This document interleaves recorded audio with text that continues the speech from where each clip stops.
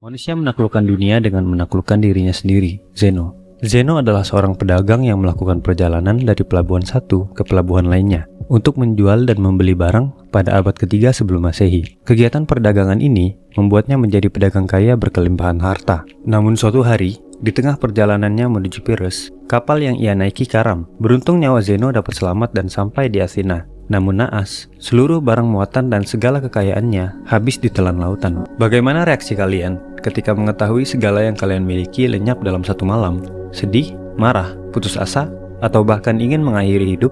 Manusia pada umumnya akan mengalami rasa amarah dan terpuruk luar biasa jika mengalami perubahan kehidupan drastis seperti yang dialami oleh Zeno. Tapi ternyata hal ini tidak berlaku untuk Zeno, pendiri filsafat Stoikisme. A bad feeling is a commotion of the mind repugnant to reason and against nature. Zeno. Perasaan buruk adalah kekacauan pikiran akibat menolak akal dan melawan alam, kata Zeno. Dalam perjalanannya bertahan hidup dengan kemiskinan, Zeno sering mengunjungi seorang penjual buku di Athena.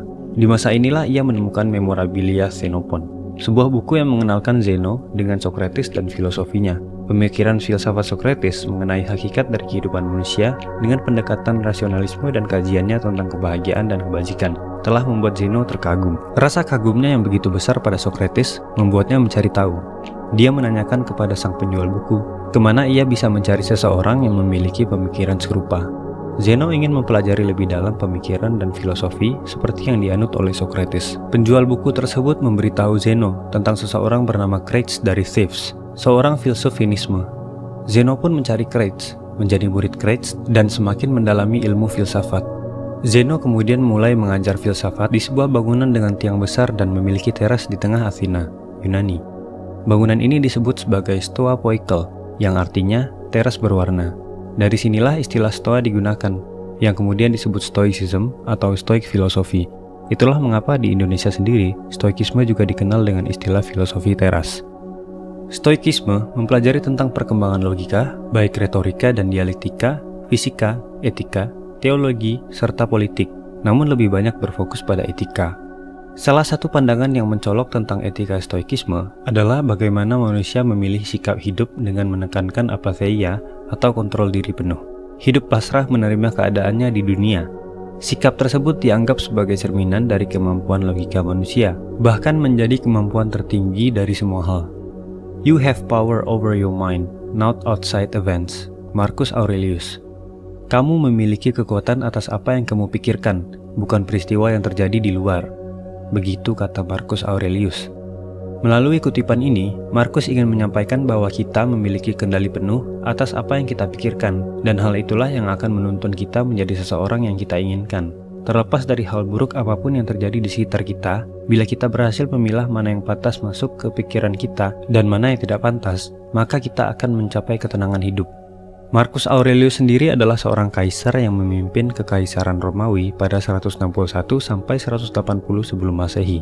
Dia memiliki kekuasaan sangat besar, namun menggunakan kekuasaannya dengan cara kebaikan dan kebajikan. Bahkan seorang sejarawan terkenal, Edward Gibbon, menyebutkan bahwa dia adalah kaisar terakhir dari 5 kaisar yang terbaik.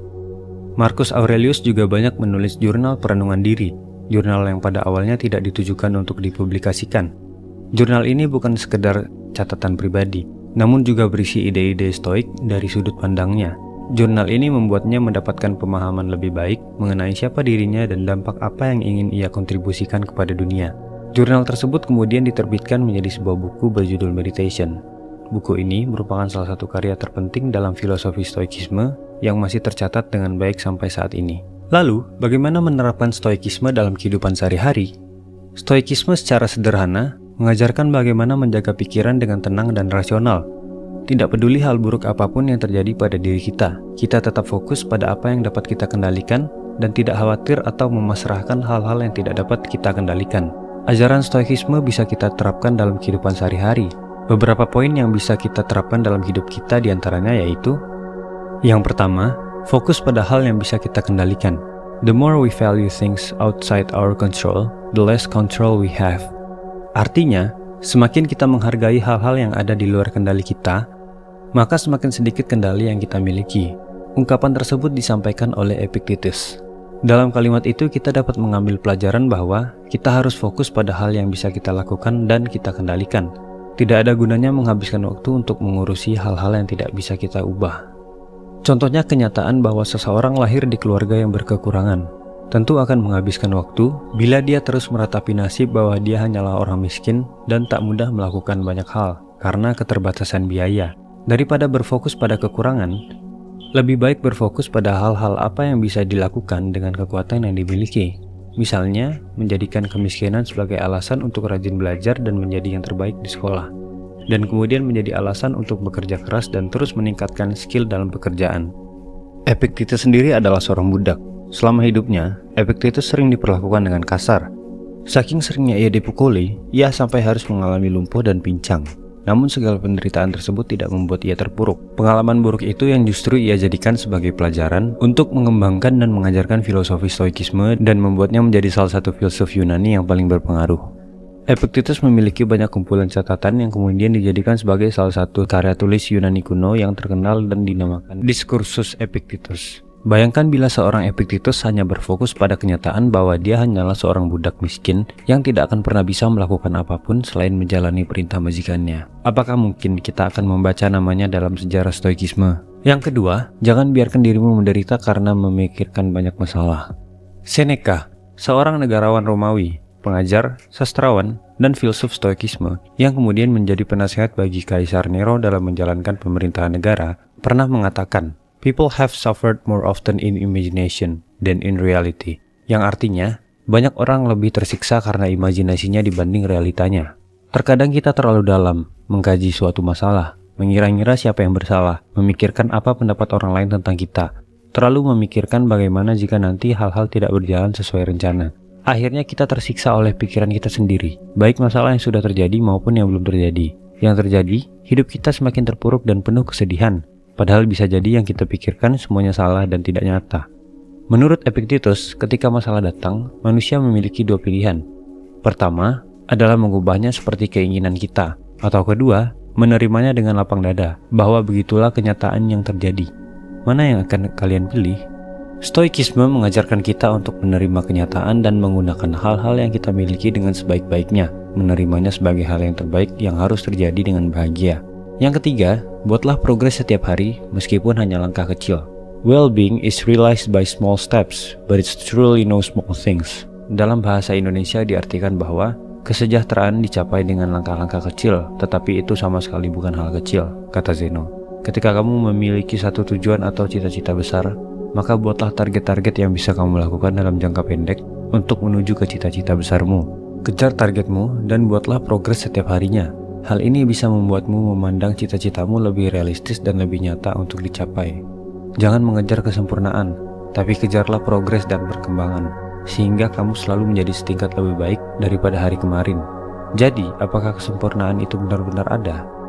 Yang keempat, pelajari kehidupan dari orang hebat, yang artinya, jangan menganggap sesuatu tidak mungkin dilakukan hanya karena kamu merasa sulit, tetapi sadarilah bahwa jika orang lain dapat melakukannya, maka kamu juga bisa melakukannya, kata Marcus Aurelius. Marcus mengingatkan bahwa jika kita terus-menerus memiliki pandangan negatif, maka semua yang kita temui akan tampak negatif. Dan ketika kita berpikir tidak akan bisa melakukan sesuatu, kemungkinan besar kita benar-benar tidak bisa melakukannya. Maka teruslah belajar dari orang-orang hebat. Bila mereka bisa melakukannya, maka kita juga bisa melakukannya. Kesulitanlah yang akan membentuk kita menjadi pribadi yang lebih baik dan lebih kuat. Yang kelima, utamakan keberanian, kesederhanaan, keadilan, kebijaksanaan. Penganut stoikisme mempercayai 4 hal ini. Keberanian.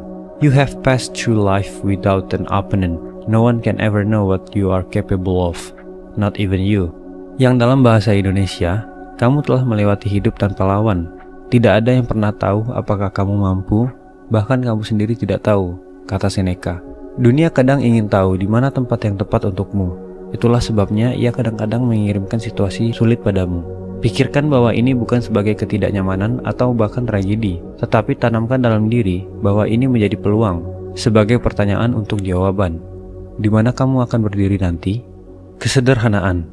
Ask yourself at every moment, is this necessary? Tanyakan pada dirimu sendiri setiap saat, apakah ini perlu? Kata Marcus Aurelius. Lebih lengkap lagi, Marcus berkata bahwa jika kamu mencari ketenangan, lakukan lebih sedikit, atau lebih tepatnya, lakukan apa yang benar-benar penting dengan cara apa yang diperlukan. karena sebagian besar dari apa yang kita katakan dan lakukan tidak penting. Jika kamu dapat menghilangkannya, kamu akan memiliki lebih banyak waktu dan lebih banyak ketenangan. Keadilan, and a commitment to justice in your own acts, which means thoughts and action resulting in the common good, what you were born to do. Yang artinya, dan komitmen untuk keadilan dalam tindakanmu sendiri, di mana pikiran dan perbuatan akan menghasilkan kebaikan bersama untuk apa kita dilahirkan, kata Marcus Aurelius.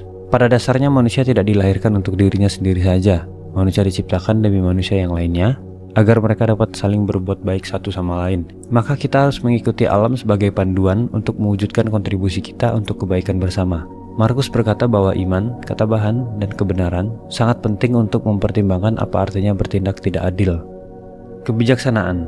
We were given 2 ears and 1 mouth for a reason, to listen more than we talk. Kita diberi 2 telinga dan 1 mulut untuk sebuah alasan, yaitu supaya kita lebih banyak mendengarkan daripada berbicara, kata Zeno.